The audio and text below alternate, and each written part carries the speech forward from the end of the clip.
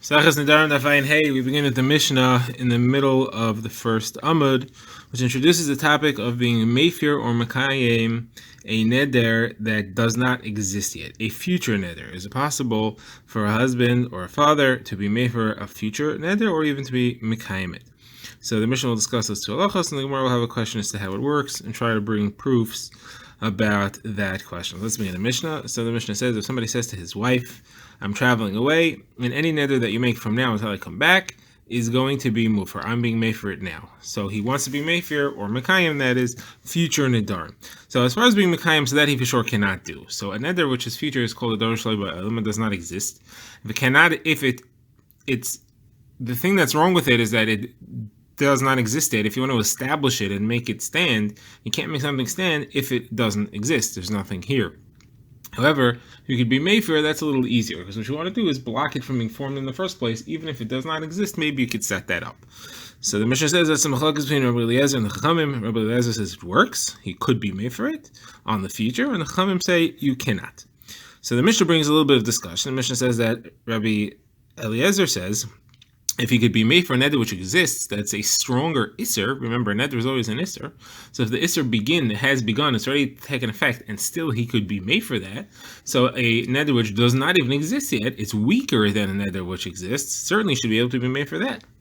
So why would you say otherwise? It should be easier to be made for a future neder than a current neder.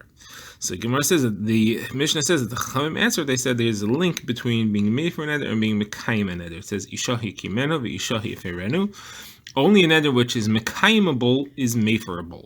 If it's not mekayimable, then there is no hafara at all. That's the link between those two. It sounds like exeris hakasav. And therefore, since a future neder you cannot be mekayim because it doesn't exist, you also cannot be made for it. Okay, the Gemara begins. The Gemara has a question. According to Rabbi Eliezer, that you could be made for a future neder, how does it work? Does that work that the neder takes effect and then it's immediately automatically canceled by what the husband had said earlier? Or does it never take effect? It blocks it from ever happening in the first place. So what's the difference? Sounds like the same thing. So the Gemara says there is an nafkamina. The nafkamina will be if when the lady makes the neder, somebody says, I'm just like you. I'm making a neder as well. So if her neder was chal, and then canceled.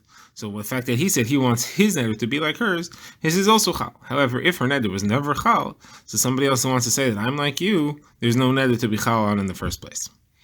So that's the question. So the Gemara wants to try to bring a proof or two as to how it really works. So the Gemara's first proof is from the language of our Mishnah. The Mishnah, Rabbi Eliezer says, is that if he can cancel a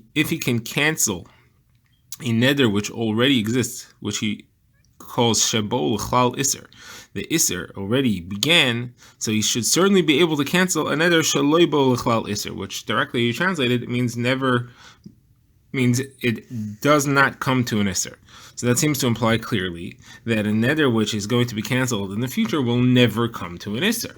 So that clearly shows that it's never Chal. It's not Chal and then canceled quickly right afterwards. Whereas this is not a proof. He said Shaloi Bo, it did not exist yet, is all he says. He didn't say that it can never come with Chal Isser. Could be very well that a future neder, even if you do cancel it, comes to Isser. And it's canceled immediately. If he would have meant to say that it's never Chal, he should have said She'enon Ba'in. It cannot come with Chal Isser. And that's Gemara's first proof and answer. And then the Gemara brings another one. And this is from a brisa that quotes another conversation between Rabbi Eliezer and the Chachamim on the topic. And Rabbi Eliezer tried to bring a proof. He tried to bring a kal v'chomer. And he said a person on his own nidarim, you cannot cancel your own nidarim once you made them. You can only go to a chacham. However, you can cancel a future neder. We saw earlier in the Masechta that there is such a thing as saying any neder that I make from now on, from Rosh Hashanah, he could say anything that I say for the rest of the year is canceled automatically. So you see that it's easier to cancel your future nidarim than your present nidarim. So too, if a man's being made for his wife's nidarim, it should be easier for him to cancel future nidarim than current present nidarim. That was the time that he had. So the Gemara says, now you would assume therefore that there's a linkage between a person canceling his own future nidarim and a person canceling his wife's future nidarim. And with canceling his own future nidarim, we have no question that they never are chal in the first place. It clearly says what he's doing is he says anything which I am planning to do is never going to be chal. So certainly if he's canceling his wife's, it should be the same lumnus. And the Gemara doesn't really argue with that. The Gemara just says no. you don't have to link the two. It could be that his own Nedarim are canceled before they ever start, but his wife's Nedarim are canceled after they take effect. All right, now the Gemara brings another conversation and another brisa between them, and again we want to bring a proof from this as to how they work. Here you have the Chachamim bringing a proof against Rabbi Eliezer, and they bring an interesting kal v'chomer from a mikvah. A mikvah works to be mitaher, something which is tamei already.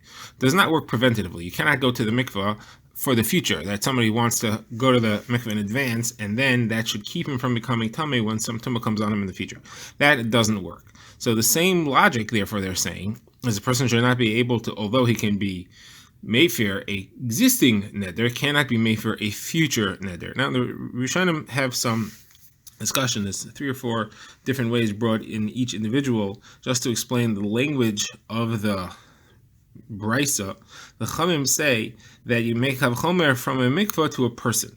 A person is also is not mala es hatmeim mitamasan. It cannot be metaher tmeim. What does that mean? A person being metaher tmeim. So some spot would be that it's a euphemistic reference to nedarim, but most Rishonim understand it as referring to if someone swallows a tamei ring, he doesn't count as a mikvah. He's not metaher the ring, even though tuma cannot be chal on a ring that's inside the stomach, but it cannot take tuma off. If it doesn't take tumah off, you certainly cannot preventively prevent tumah from applying to a ring by swallowing the ring in advance. Although the tumah that comes while it's inside wouldn't be able to be chal.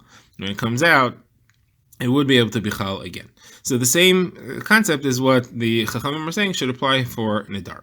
Now, the Gemara says, so you see that it's not chal in the first place, because what they want to compare it to is to having it like a mikvah, blocking the tumah from ever coming on in the first place. So that's clearly what the understanding that Rabbi Eliezer had said that they were trying to preempt. The Gemara is going to bring a conflicting proof from the rest of the brisa and explain the two. We'll leave that for the next daf.